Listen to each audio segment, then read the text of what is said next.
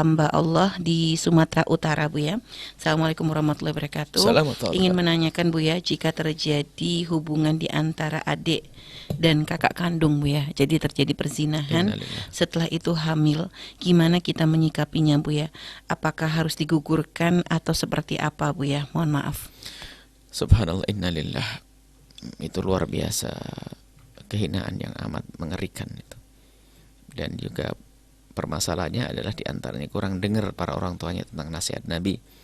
Kalau sudah anak umur 10 tahun, tolong dipisah tempat tidurnya. Dan juga upayakanlah semua dari kita, semelarat-melarat apapun, kamar mandi itu ada tutupnya lah, biarpun hanya dari seng-seng murahan, supaya tidak ada yang tiba-tiba masuk kamar mandi ternyata ada adik perempuannya atau kakak perempuannya. Masya Allah. Kemudian diantara juga nonton film-film kotor itu, naudzubillah.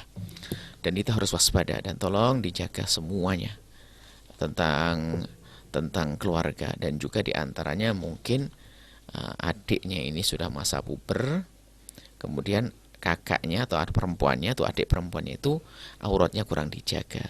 Ini biarpun dengan saudara, akan tapi khawatir saudaranya itu adalah sudah terpengaruh dengan pikiran-pikiran yang tidak benar.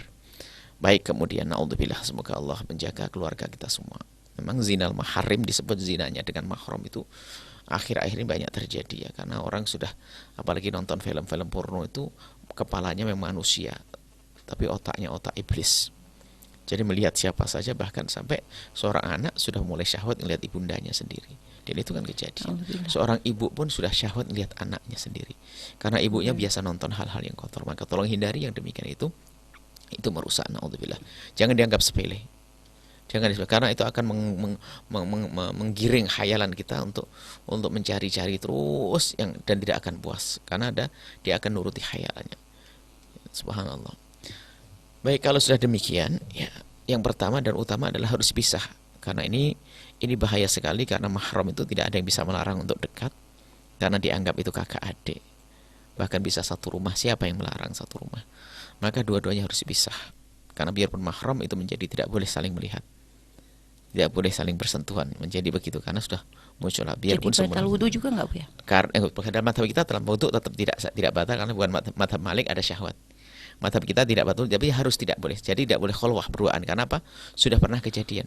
Tidak boleh berduaan, tidak boleh berduaan, dan tetap tidak boleh dinikahkan. Karena batal wudu ada hubungannya dengan nikah. Tidak boleh dinikahkan karena adalah kakak adik, tapi harus dijauhkan. Ini serba salah.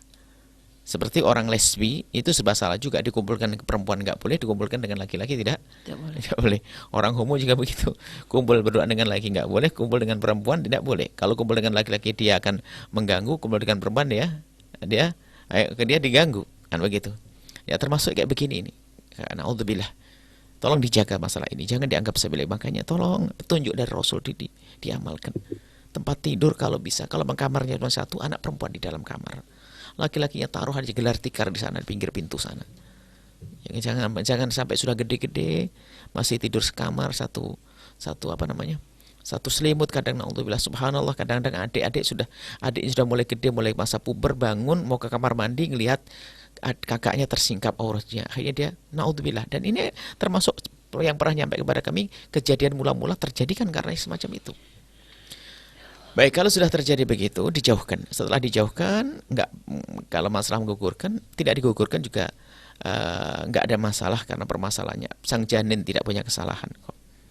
Jangan sampai sudah salah melakukan kesalahan berikutnya lagi. Ya, dan nisbatnya anak ya nggak bisa, biarpun nggak bisa nisbat kepada laki-laki itu, karena itu adalah bukan bapaknya, tidak dengan pernikahan kok. Ya sudah, dijauhkan, sudah selesai.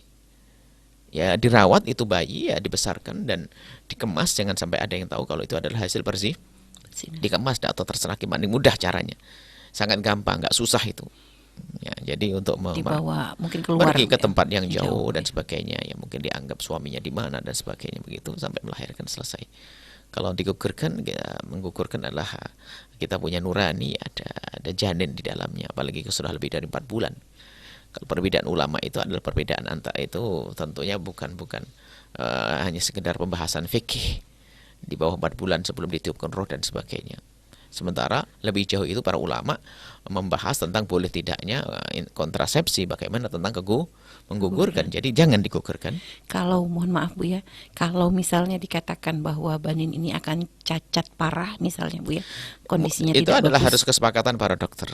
Namanya musyawah, itu istilahnya musyawah, janin yang musyawah yang betul-betul tidak akan bisa berkembang dengan baik dan bahkan mungkin malah sangat-sangat merepotkan bagi bayi itu sendiri. Itu adalah harus dengan petunjuk beberapa medis. Makanya inilah perlunya ahli hebroh. Jadi paling tidak karena ini adalah dalam bentuk seperti bentuk kesaksi, bentuk riwayat atau bentuk kabar yang perlu disampaikan, ya minimal harus ada 2 dokter yang telah memutuskan seperti itu Gitu ya, baik. untuk bisa digugurkan.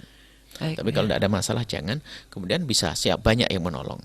Yang bisa menolong banyak orang-orang soleh, ulama bisa menolong, dibawa ke tempat yang jauh kemudian dirawat di sana sampai selesai. Ya, seperti itu Bu ya. Jangan digugurkan dan jangan disambungkan. Kedua-duanya kayaknya bertemu itu tidak boleh. Karena sudah ada syahwat, naudzubillah. Paling bahaya.